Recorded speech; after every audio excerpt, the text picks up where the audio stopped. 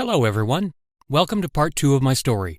The last we left off, I found Jade, the person I have a crush on, tied up and unconscious in my sister Eve's closet. I'd left her locked out of her own room, and she was banging on the door like crazy. I managed to untie her and bring her out to the middle of the floor. That's when I heard my mom came home. She yelled up to Eve what was going on before joining her outside her door, asking what was going on. Eve somehow got Jade in her closet. That's when my mom started yelling at Eve, telling her about the trouble that all of us could be in because of her.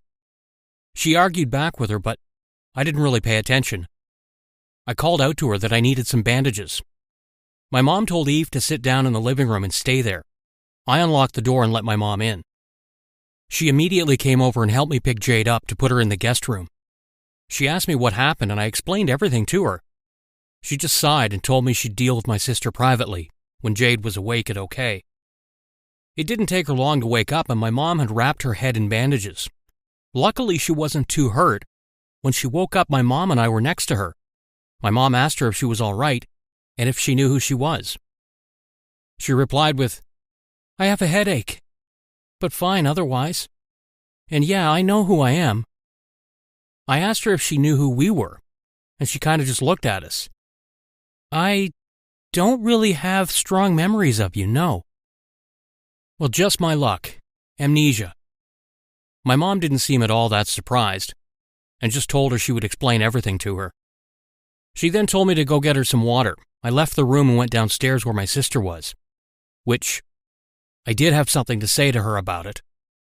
"Eve, what the hell were you thinking? You could have seriously hurt Jade." She got defensive immediately, telling me it wasn't her intention to actually do that, but once it got that far, she couldn't turn back.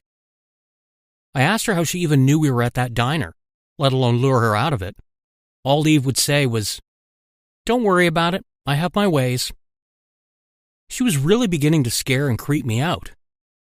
I just decided to ignore her and got some water for Jade. When I came back up to the guest room, Jade stared at me, but not in the same way as before. It was softer, more affectionate. I just thought she was grateful for our hospitality. When I handed her the glass, she gave me a soft, "Thank you." My mom just smiled at me. She then told me that it was getting late and that both of us should rest after the interesting day we'd had. She then told Jade that she was welcome to stay until she regained enough memories, or until her injury healed.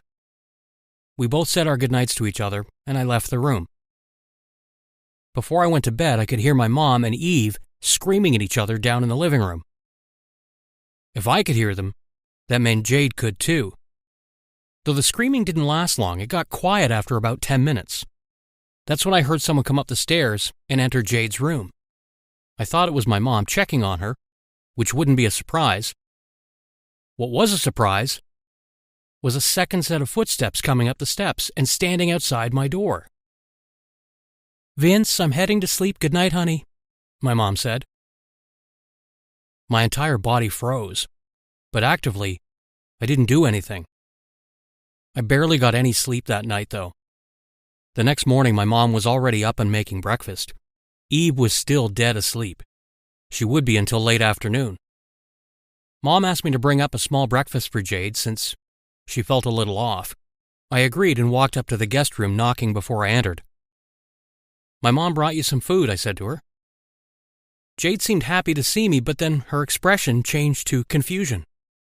I just thought maybe she was wondering why she seemed excited to see me. I handed her the tray and told her to get some rest. She asked me to stay for a minute, though, to talk about something. I asked her what was up. "How did I end up like this?" she asked. Well, shoot. How was I supposed to tell her my little sister, quite literally, knocked her out and dragged her into her closet hogtied? I just told her that she hit her head while we were out. She kind of just stared at me and went, "Oh, my head did get hit?" And I was like, "Yeah, pretty much." She then looked away from me and was like, "And we were together? Out? Together?" And I was like, "Yeah, we were." I didn't mention it was a date, though the implications were there. Her expression suddenly turned angry, and I didn't know why. She told me to leave the room and leave her alone for a while. I really wanted to ask why, but I didn't want to upset her. So when I left the room, my mom entered it soon after. I really wanted to know what she was talking about with her. So I kind of eavesdropped. I heard my mom sit on the bed and ask, "Did you talk with Vince?" Jade quietly went, "He agreed with everything you and Eve said." Whoa, wait, what? Eve's talked to her? Oh no. My mom voiced my thoughts by asking, "What did Eve tell you?" Jade then went on to explain that Eve told her that I was the one who did that to her, and I tried to frame Eve. My mom told her that was a crazy idea, and I was the one who saved her and was concerned. "You two are telling the same story, but from two different perspectives," she said. "How am I supposed to know which is right? I don't remember." My mom then suggested talking to me, and she replied with, "I don't even know who to trust right now." I guess my mom sensed she was getting upset because she said she'd check in with her again soon. I skedaddled after that. I needed to hear what Eve was saying to her before I tried doing or saying anything. Eve would only visit her once on her own free will, usually at night when she thinks my mom and I were asleep. So I forced myself to stay awake until I heard her enter Jade's room. "I bet my mom told you some fluffy stuff about my brother, huh?" she said. Jade didn't reply. "You know she's lying," Eve went on. "My brother isn't a good person. He tried to hurt you and acts like he did nothing." Okay, so apparently Eve is trash-talking me to try to get me on Jade's bad side, and my mom is trying to, glorify me or something. "What is going on?" Jade finally said. "I can't believe any of you. I don't know why you all think this is funny, but I'm not laughing." My sister told her, "I'm the only one you can trust. My brother isn't a good person." And that's when she began to leave the room. I was thankful my room was only a door down. The next morning, I woke up a little later than normal. When I left my room, my mom was only leaving Jade's. She seemed oddly serene and calm. She had on this expression that seemed artificial. She just smiled at me and went, "Jade is such a lovely girl." She then turned and went downstairs. Okay, that made it official. I had to get her out of my house and back into her own life. I entered Jade's room, but instead of in the bed, she was up and trying to find some cleaner clothes. I asked her what she was doing since her head wasn't fully healed. She just told me she didn't know what else to do, so she was leaving. She may not have remembered where my house was located, but she remembered where hers was, and she'll get there eventually. I told her I'd help her leave, and that I'd drive her back, but she declined my offer. "You're a family full of crazies," she said. "I don't know who to trust, but I know I especially can't trust you." I told her that whether that was true or not wasn't important. I'd help her leave my house, and we didn't have to talk at all anymore after that. She just declined and tried to push past me. That's when my mom appeared at the door. "Oh, Jade, dear, perfect timing," my mom said. She entered the room, closing the door behind her. She locked the door behind her back, but I still heard it, which was weird. She didn't allow us to lock the doors in the house. So what was going on? I asked her if something was wrong, and she just smiled at me and said, "Not at all. I simply wished to ask you two if you wanted anything to eat." Both Jade and I shook our heads, but Mom didn't make a move to leave the room. "Why are you standing there like that? It's creepy," I said. She just laughed, but it sounded so forced and unnatural. I'd never seen my mom act like that before. It was really unnerving. She also didn't answer my question. That's when I heard the sound of a car engine outside my house. I went over to the window and saw this dark, shady-looking car pull off from in front of the house. Eve was also standing on the curb as well, watching it leave. I asked my mom what Eve was doing and who that was that just left.